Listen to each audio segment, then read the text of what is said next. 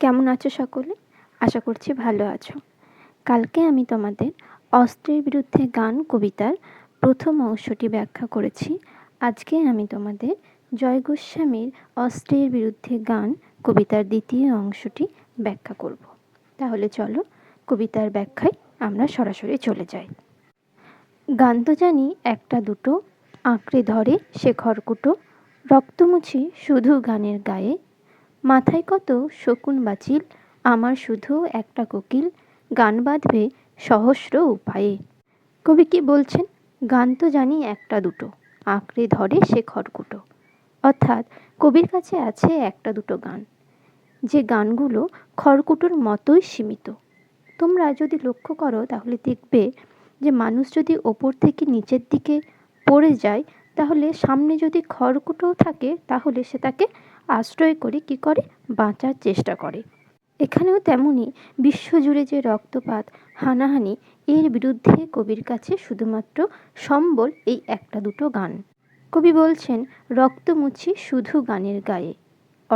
এই গানের দ্বারাই, অর্থাৎ এই গানই হচ্ছে মানবতার গান তথা প্রেমের গান তথা ভালোবাসার গান। এই ভালোবাসা, প্রেম এবং মানবতা দিয়ে তিনি সমস্ত রক্তপাতকে মুছে ফেলবেন। এখানে গান কিসের প্রতীক হচ্ছে? মানবতা তথা প্রেম তথা ভালোবাসার প্রতীক হচ্ছেন। অর্থাৎ সমস্ত হিংসা বিভেদকে তিনি নস্যাৎ করতে চাইছেন এই গানের সাহায্যে। কবি বলছেন মাথায় কত শকুন বা চিল। এই শকুন বা চিল বলতে কী বোঝানো হয়েছে? এই যে যুদ্ধরত যে দেশগুলো রয়েছে, যে দেশ ক্ষমতার জন্য সব কিছু করতে পারে, সেই দেশগুলিকে তিনি শকুন বা চিলের সঙ্গে তুলনা করছেন। কিন্তু তারপরই কবি বলছেন যে আমার শুধু একটা কোকিল, গান বাঁধবে সহস্র উপায়ে।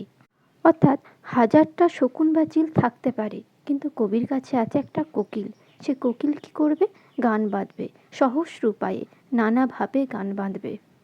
আমরা দেখেছি যে বসন্তে কোকিল যেমন সুমধুর কুহুধ্বনি দিয়ে চারপাশ ভরিয়ে রাখে, ঠিক তেমনি এই একটা কোকিল অসংখ্য ভালোবাসার গান রচনা করে মানুষকে মিত্রতার বন্ধনে আবদ্ধ করবে। কবি আবারও বলছেন অস্ত্র রাখো, অস্ত্র ফেলো পায়ে। অর্থাৎ অস্ত্র হাতে রাখার জিনিস নয়, অস্ত্রকে পায়ে ফেলে দাও। তারপর কি বলছেন? বর্ম খুলে দেখো আদুর গায়ে। এখানে বর্ম বলতে কি বোঝানো হচ্ছে? যে সমস্ত যুদ্ধরত দেশগুলি যুদ্ধের আঘাত থেকে নিজেকে বাঁচানোর জন্য লোহার পোশাক পরিধান করে, তাদেরকে বলা হচ্ছে বর্ম। কবি তাদের উদ্দেশ্যে বলছেন, অর্থাৎ এই সমস্ত যুদ্ধরত দেশের উদ্দেশ্যে বলছেন এই হিংসার স্বরূপ বর্ম খুলে ফেলে আদুর গায়ে, অর্থাৎ ভালোবাসার দৃষ্টিতে দেখতে। কি দেখতে? গান দাঁড়ালো ঋষি বালক। এখানে তিনি গানকে ঋষি বালকের সঙ্গে তুলনা করছেন। ঋষি বালক যেমন পবিত্র, গানও তেমন কবির কাছে পবিত্র। কবি গানের মধ্যে অসংখ্য বা অসীম ক্ষমতাকে লক্ষ্য করছেন। গান বুলেটকে প্রতিহত করে, কিন্তু গানের নির্দিষ্ট কোনো রূপ নেই।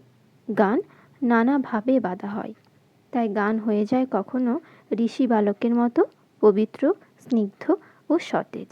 ঋষিদের মধ্যে হিংসার দ্বেষ থাকে না বা রেষারেষি থাকে না। পবিত্র ঋষি বা প্রকৃত ঋষি আমরা তাদেরকেই বলি যাদের মধ্যে হিংসা থাকে না। তাই এখানে কবি সেই গানকে ঋষি বালকের সঙ্গে তুলনা করছেন। তারপর কি বলছেন? বলছেন মাথায় গোজা ময়ূর পালক। অর্থাৎ এখানে আমাদের মনে পড়ে যায় কৃষ্ণের যে রূপক, সেই কৃষ্ণের কথা। কৃষ্ণের মাথার মধ্যে ময়ূর পালক থাকে। এই কৃষ্ণ হলেন প্রেমের দেবতা, ভালোবাসার দেবতা। এর মধ্য দিয়ে কবি ভালোবাসার কথা বলছেন, যে হিংসার বিরুদ্ধে হিংসা নয়, হিংসাকে জয় করতে হবে ভালোবাসা দিয়ে। তোমায় নিয়ে বেড়াবে গান নদীতে দেশ গায়ে। অর্থাৎ এই গানের হাত ধরেই গোটা বিশ্বের সাথে মানুষের পরিচয় হয়। সমগ্র বিশ্বের প্রকৃতির সঙ্গে মানুষের হৃদয়ের সংযোগ ঘটে এই গানের মাধ্যমে। তারপর আবার কবি বলছেন যে অস্ত্র ফেলো, অস্ত্র রাখো গানের দুটি পায়ে। অর্থাৎ কবি আবারও সেই সমস্ত যুদ্ধরত দেশগুলোর কাছে আবেদন জানিয়েছেন অস্ত্রই শেষ কথা নয়, তার বদলে গানই হোক সভ্যতার হাতিয়ার, যা সাম্য ও সুন্দরের কথা বলে।